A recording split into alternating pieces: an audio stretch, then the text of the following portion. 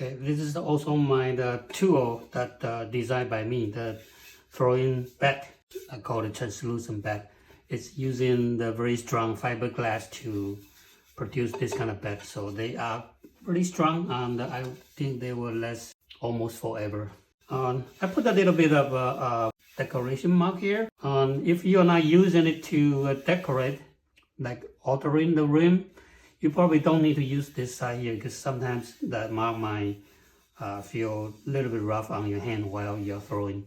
So you can flip over, use the other side to throw. Here, if you still want to have some mark here for finding the center, the easiest way is that now get a very hard material, because this bed is very hard material. So I'm using, in this case, I'm using a diamond file to make a mark, like a couple throwing mark here, so that you can use it as a guideline to find your center easier. So that's what I am going to do. Spin the wheel and using the very sharp diamond file to make the mark.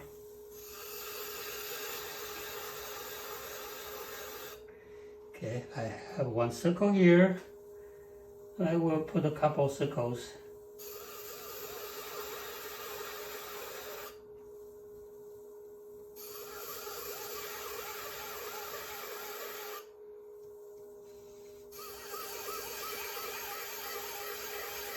Okay, I think 4 should be fine. Let me remove the dust. Alright, so that's it. That should be good for finding the location of the center.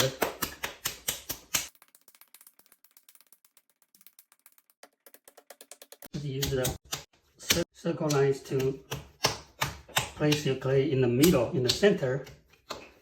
So when you are centering, it will be saving a lot of effort. Alright, and for this demonstration, I'm going to use the profile rib. This is my third prototype, and this will be my final one. Because while I'm using this, I think this might be a little bit too hard for beginner who want to use a larger curve. So I redesigned it to make it slightly shorter. So this will be easier, okay, for the beginners. So I will use this one to do my demonstration.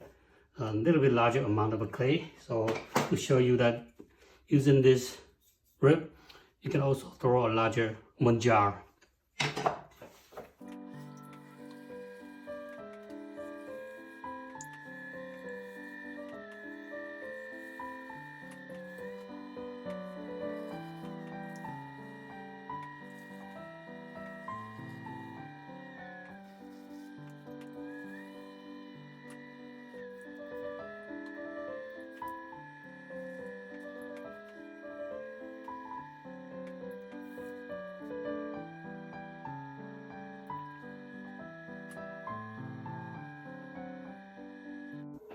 Right, so after opening the hole, compressing the floor, this opening method is pushing down the clay lower, so your finger can reach the very bottom to compress it easier. There are a couple ways of opening, and this method is low opening, wide opening. After that, just color the clay. Bring the clay and color to make it taller.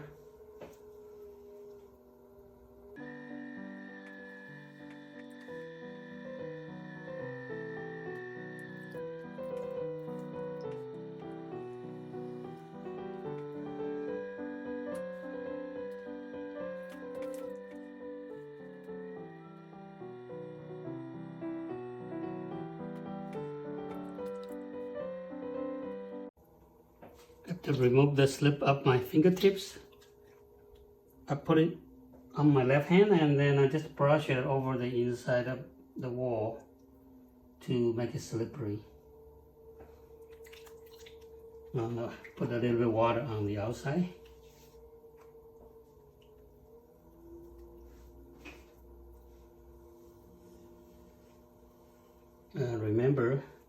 to make it taller.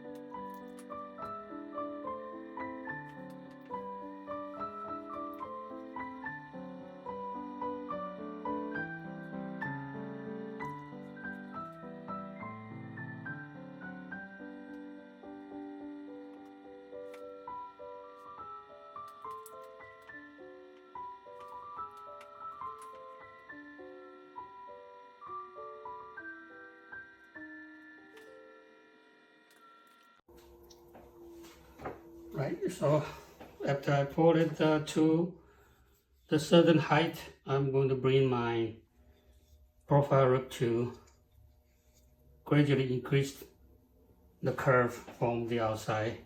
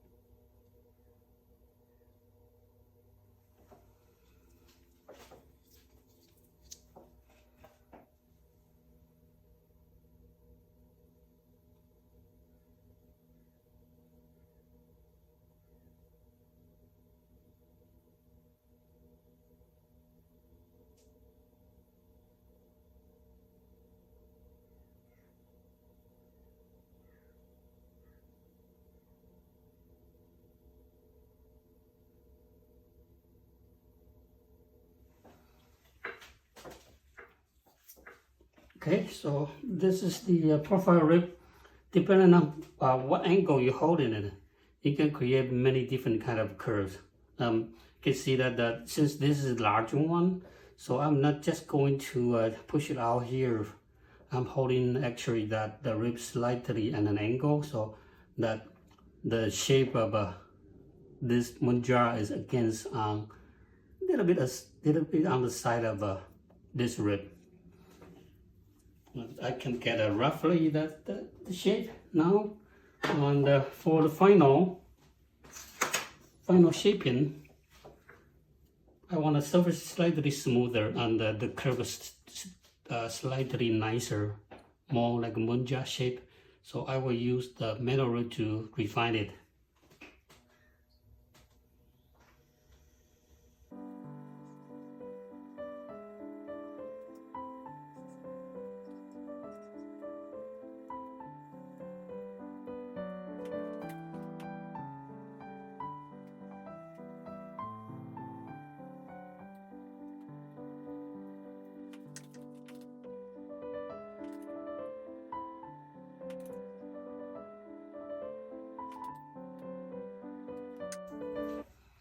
Alright, so from the top camera, you can see that inside I don't have water or slip at all left inside.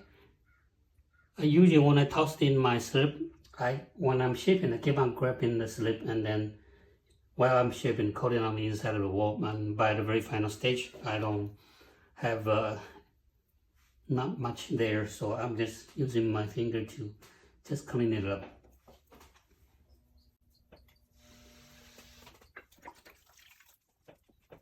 Right, and after I'm done with all the bottom shaping, the bottom portion shaping, I usually left a little bit of a clay here if I want to make it smaller, so that I still have some clay to work with.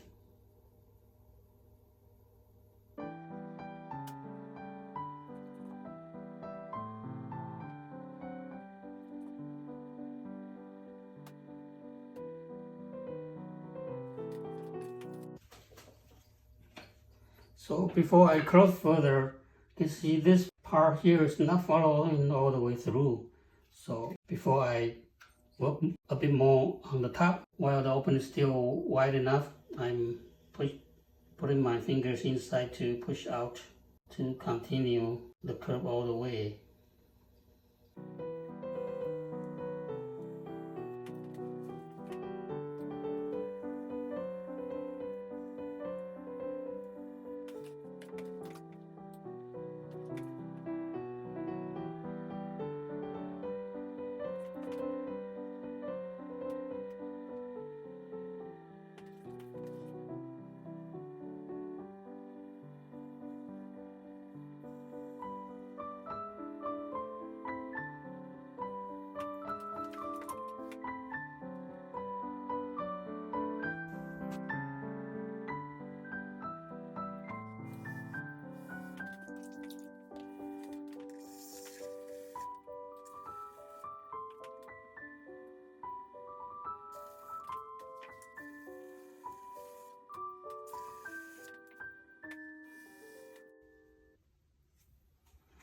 Alright, so the tool I use for push out the profile, the moonjar shape, I'm using this for outside, controlling it.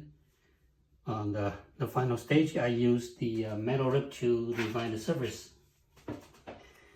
And then for trimming the skirt of clay off, I was using my number 17, the corner trimming, the skirt trimming, to get rid of the excessive clay up the bottom.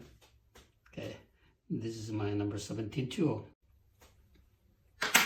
And of course throw it on the bed. This one, the translucent bed. It's smooth. If you are using the back side of it to throw, it's like you are throwing on the wheel head. Just try throwing on the metal. And the surface is very slippery. Okay, so that's it. And I like to show you the inside. So what the inside look like, usually people are not cutting it, but I could cut it, not a problem.